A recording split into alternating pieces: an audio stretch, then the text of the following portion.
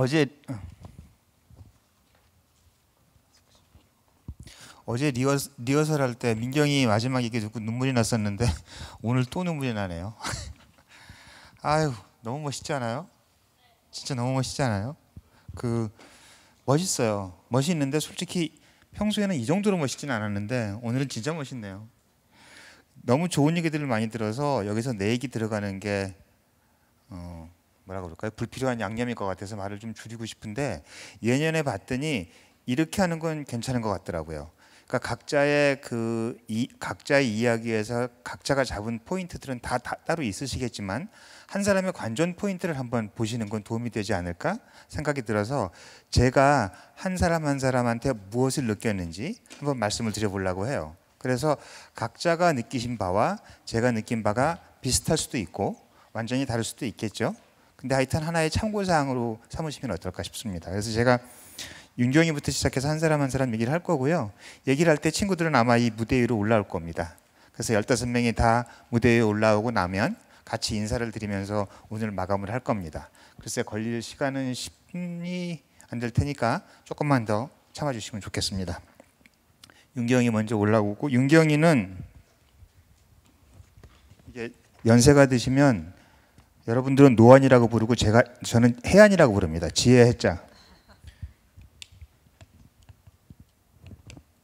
윤경이는 얘기를 들으면서 어떤 생각이 들었었냐면, 서울대 최인철 교수의 프레임이라는 책 혹시들 보셨나요? 그 책 추천드립니다. 어떤 프레임 속에서 사람을 보느냐에 따라서 완전히 달라진다라는 거거든요. 그러니까 우리는 우리가 보이는 것을 보기보다 보려는 것을 보는 측면이 많은 것 같아요. 그거는 남자친구뿐만 아니라 우리 생활 전체에서 그런 것 같아요. 그래서 나중에 보면 보이는 뻔히 보였던 것을 못 봤던, 그래서 놓친 것들이 많이 나오거든요. 그런 부분들에 대해서 한 번 더 스스로의 경각심을 가져야 되지 않을까라는 것을 저는 배웠습니다. 그 다음에 희연이, 의연이, 갑자기 이름을 의연이 올라오세요. 저는 저도 이제 저희 아버지가 경상도인데 경상도라는 것도 있지만 저는 오늘 이 자리에서 가장 중요했던 것은 난 원래 그래란 말입니다. 이 말은 폭력적인 말 같아요. 꼭 경상도는 아닌 것 같아요. 나는 고칠 마음이 없다라는 얘기인 것 같거든요. 그래서 그 사람이 경상도 사람이 되었건 누가 되었건 남자가 되었건 여자가 되었건 20대가 되었건 60대가 되었건 그런 말을 하는 사람은 저는 꼰대가 될 가능성이 높은 것 같습니다. 파우스트에 보면 제가 좋아하는 문장 중에 하나가 인간이 방황하는 이유는 끊임없이 노력하기 때문이라는 문장이 나오거든요. 방황을 하더라도 계속 내가 변하려고 노력을 해야 제대로 된 사람이 되지 않을까 생각이 들거든요. 그런 부분을 다시 한번 느낀 스피치였습니다. 그 다음에 명규는요, 이게 지금 아픈 얘기죠. 아픈 얘기입니다. 이게 그리고 사방에서 일어나고 있는 일일 겁니다. 지금 도곡동에서도 이런 일이 일어나고 있을 것이고, 사실 불합리한 얘기인데 솔직히 말하면 이 사회적 구조는 어떻게 할 수 없는 것 같아요. 제일 좋은 건 이런 게 없어져야 될 텐데 그건 솔직히 쉽지 않은 것 같아요. 그렇다면 우리가 해야 될 최소한의 예의는 뭐냐 하면 세심한 시선 같아요. 혹시라도 이게 공격적인 시선이 되지 않을까? 저 친구가 똑같은 조건 속에서 자라고 있을까? 기울어진 운동장이 있다면 그걸 어떤 형태로 세워줄 수 있을까? 이런 것들에 대한 고민은 특히 어른들, 사회 시스템 속에 있는 사람들, 저 같은 사람들은 놓치면 안 되는 부분이다라는 생각을 다시 한번 했습니다. 정민이 얘기를 들으면서 저는 생각했던 게 한 문장인데요. 제가 가을에 제 새로운 책이 하나 나오는데 그 책에도 이 문장이 들어갑니다. 위대한 장면도 감상을 하지 않았다면 사소한 것이고 사소한 장면도 감상을 하였다면 위대한 것이다 라는 문장이 들어가거든요. 정민이한테는 그걸 배웠어요. 사소한 거를 사소하게 보지 않고 아무것도 아닌 아침 모닝 세트 하나가 방공호가 될 수 있다라는 거잖아요. 그렇게 본다면 우리 주변에 아마도 힘든 것들이 훨씬 더 많겠죠. 근데 조금만 사소한 것을 위대하게 볼 수 있으면 우리를 보호해줄 방공시설은 많이 만날 수 있지 않을까, 그런 생각을 했었습니다. 그 다음에 민경이 얘기는 이게 그런 얘기 있어요. 사람이 제일 어렵다. 직장 생활 하시는 분들 다 동의하실 거예요. 사람이 제일 어려워요. 그러니까 사람을 가장 행복하게 만드는 것도 사람이고요. 사람을 가장 힘들게 만드는 것도 사람이에요. 그리고 이게 어떻게 하면 왜 이렇게 눈치를 보니 하고 어떻게 하면 너 이렇게 아나무인이니 이 얘기를 듣거든요. 균형 잡기가 너무 힘들고 골든 룰이 없는 거예요. 그래서 자기가 노력하는 수밖에 없거든요. 민경이는 그 노력하는 모습을 아주 예쁘게 얘기해줘서 우리도 그런 노력을 해야 되겠다라는 생각을 들게 만들어 줬습니다. 예의는 어머니가 여기 계신 걸로 알고 있고요. 양쪽이 다 이해가 되는 얘기잖아요. 근데 저는 여기서 예의 얘기를 들으면서 여기 혹시 소위 영어를 자꾸 써서 안 쓰고 싶은데 적당한 단어가 없으니 쓴다면 워킹맘이 계시거나 워킹맘이 되실 분들을 위해서 꼭 한번 말씀을 드리고 싶어요. 사실은 이 얘기는 5, 6년 전에 유한 킴벌리에서 하는 워킹맘 관련된 강연이 있었어요. 그 남산에서 그분들 위로하는 강연이 있었고 한 30분 강연을 하는 짧은 강연이었는데 그때 제가 이 말씀을 드렸었거든요. 그 워킹맘이라서 전업주부보다 애를 사랑하지 못한다는 생각을 버리셔야 된다. 그러면서 제가 불교에서 나오는 용어 한 말씀을 드렸어요. 자리이타. 스스로 자자에 이로울 이자, 이로울 이자에 남타자거든요. 나를 이롭게 하고 남을 이롭게 한다는 엔드 조건 맞아요. 근데 저는 자리가 앞에 있다는 사실을 크게 보고 싶어요. 내가 이롭지 않으면 남은 이루어질 수 없어요. 그건 가식이 됩니다. 그래서 워킹맘 일하시는 분들한테 그분들이 그런 얘기를 하는 거죠. 자기도 일요일은 공연 하나 보고 싶고 자기도 일요일은 혼자의 시간을 갖고 싶은데 주중에 애랑 같이 있어주지 못한 미안함 때문에 일요일을 다시 애한테 보내야 한다는 거죠. 일요일조차 내가 공연을 보러 가면 내가 너무 이기적인 사람이 될 것 같다라는 강박이 있는 거예요. 그러면서 자기 안이 피폐해지거든요. 그건 그대로 애한테 들어갑니다. 그래서 자리를 먼저 하는 게 중요하다는 얘기를 했었거든요. 여기도 지금 여성분들 많으신데 아직 출가 전인 분도 있을 것이고 출가란 단어가 말이 안 되죠. 결혼 전인 분도 있을 것이고 어떤 선택을 하시든지 그 부분은 생각을 해주셨으면 좋겠다 생각이 듭니다. 다른 모습의 롤모델인 거죠. 전업주부의 롤모델과 워킹맘의 롤모델은 다른 모습의 롤모델인 거지 어떤 모습의 롤모델이 더 좋다거나 어떤 모습의 롤모델은 틀리다거나 이렇지는 않다고 저는 봅니다. 그 다음에 화정이 얘기를 들으면서는 어쩔 수 없는 외모 사회죠. 저희 사회. 뭐 강남 병원의 5분의 1이 성형외과라고 하고 저희 회사가 가로수길이 있는데 제가 이제 그 피부병이 간단한 게 있어서 피부과를 갔더니 피부과에서 뭐라고 하는지 아세요? 여기 그런 거 보는 것 아니에요 라고 얘기를 하더라고요. 저기 그러니까 피부 미용만 하는 곳이니까 병원에서 병이 있다고 쫓겨나는 첫 번째 경험을 했던 거죠. 그래서 그 정도의 외모 사회니까 무시할 수 없겠죠. 근데 거기서 생존 방법을 찾아 나가는 게 기특한 것 같아요. 제가 좋아하는 말 중에 Beauty is in the eye of the beholder. 아름다움, 미라는 것은 보는 사람의 눈 속에 있다. 이 말을 전 좋아합니다. 아름다움은 바깥에 있는 게 아니에요. 근데 이건 맞는 말입니다. 보는 사람의 눈이 아름다움을 볼 줄 모르면 아름다움과 아름답다고 할 수가 없는 거죠. 그래서 중요한 건 내면의 아름다움 그리고 조금 아까 얘기한 것처럼 나는 예쁘다라는 자기 그 스스로에 대한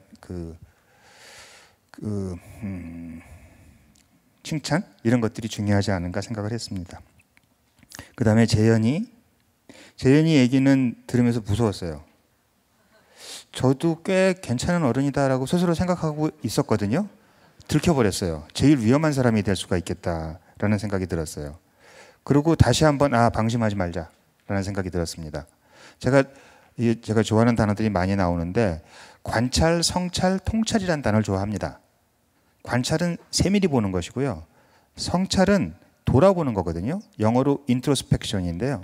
나의 행동을 돌아보는 거죠.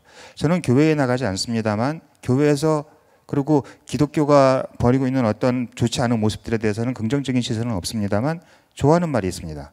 매사에 감사하라, 끊임없이 기도하라. 매사에 감사하라는 우리가 숨을 쉬고 있다는 이 사실에 감사해야 한다는 사실일 것이고요. 끊임없이 기도하라는 신의 이름 앞에서 나의 하루를 돌아보라는 거거든요. 그래서 내가 좋은 어른이 됐을까?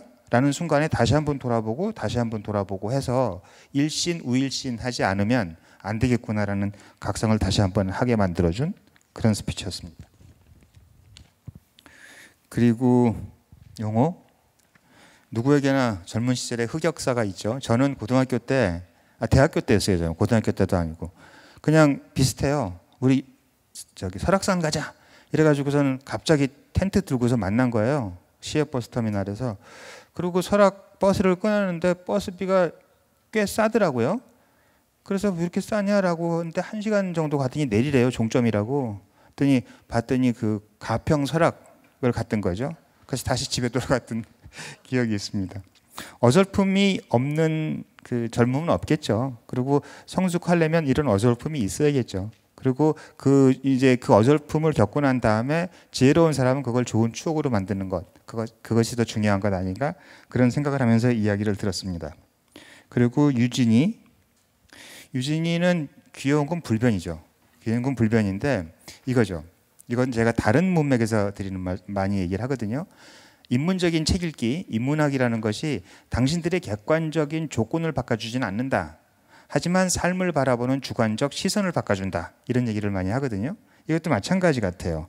객관적 사실은 중요하지 않고요. 그걸 보는 주관적 관점이 어떠냐가 중요하지 않나, 그런 생각을 귀염의 길 들으면서 다시 한번 했던 그 이야기였습니다.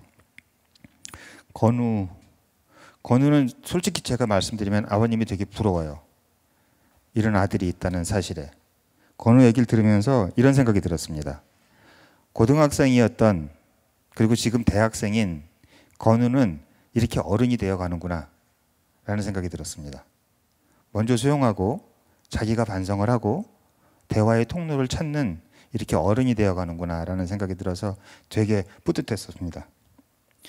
기현이 얘기를 들으면서 아까 각시붕어였나요? 그 각시붕어, 이 생각이 들었어요. 어린 시절에 어린 시절에 각시붕어를 손에 놓고 그 지느러미 색깔이 얼마나 예쁜지를 생각해 본 사람이 어른이 돼서 삐뚤어질 수가 있을까? 라는 생각이 들었어요. 코딩 시험 보고 옆에 친구보다 성적을 잘 받아야 되는 어린 시절을 보는 사람이 삐뚤어질 확률과 저런 경험을 해본 사람이 삐뚤어질 확률은 많이 다를 것 같아요. 그래서 지금 우리가 우리 어린 애들한테, 초등학교 그리고 그 취학 이전의 애들한테 어떤 경험을 시켜줘야 될까? 영어 유치원이 더 좋을까? 저런 한 번의 경험이 좋을까? 라는 생각이 들었어요. 기현이는 제가 보기에는 절대로 삐뚤어질 수가 없습니다. 혹시 그랬다 하더라도 지금 여러 사람 앞에서 얘기를 했기 때문에 지금 담배 끊기로 약속을 한 거예요.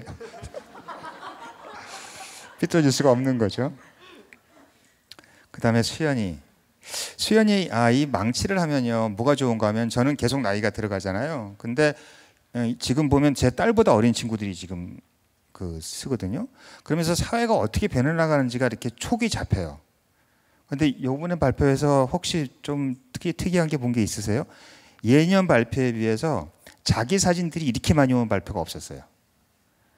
나는 이 미에 대한 관점, 그리고 사회의 어떤 트인 시선이 점점 들어서고 있는 것 같다는 생각을 많이 해요. 옛날 같으면 김태희처럼 생기지 않으면 감히 자기 사진을 쓰지 않았었거든요. 근데 지금 이런 것들이 많이 올라오고 있다는 생각이 들고, 그러면서 우리 사회가 점점 좋아지는 것 같다는 생각이 한번 들었었고요. 그리고 무엇보다 대학교가 어떤 역할을 해야 되는지를 저는 이야기해 준 것 같아요. 지금 대학교는 취업 성공률 80%를 얘기하는 게 그 대학교의 그 슬로건이 될 정도로 취업 준비 학원이 되어가고 있죠. 그거보다는 해야 되는 일은 이런 것 같아요. 어린 시절에 컴플렉스 같은 병을 고쳐주고, 그래서 당당한 젊음을 보낼 수 있게 해주는 것, 그런 것들이 대학에서 해야 되는 일이 아닌가? 이 홍대병원 같은 병원들이 더 많이 생겨야 되지 않을까? 그런 생각을 했었습니다. 그 다음에 화연이에 비하면 저는 원시인이라는 생각이 들었어요. 그러니까 저렇게 따뜻한 교감에 대해서 저는 족탈을 불고 못 따라갈 것 같아요. 그렇게 살아오지도 않았고 범접이 안 돼요. 부러워요. 그리고 노력을 해야겠다는 생각은 들어요. 그러니까 제가 어떤 사람인가 하면 제가 좋아하는 영화 대사 중에서 비포 선셋에 보면 줄리 델피가 에단 호크한테 나는 신을 믿지 않는다. 하지만 만약에 신이 존재한다면 네 안에 있거나 내 안에 있지 않을 것 같다. In between us. 우리 사이에 있을 것 같다. 라는 얘기를 좋아하는 사람이거든요. 그 얘기를 들으면서 짜릿했던 사람이거든요. 사람 사이의 영혼의 교감이라는 게 얼마나 중요한지를 늘 생각하는 사람이거든요. 근데 그런 상태에서도 지금 화연이가 보여준, 그리고 그 화연이 친구분 한번 일어나서 박수 한 번만 좀 쳐주십시오.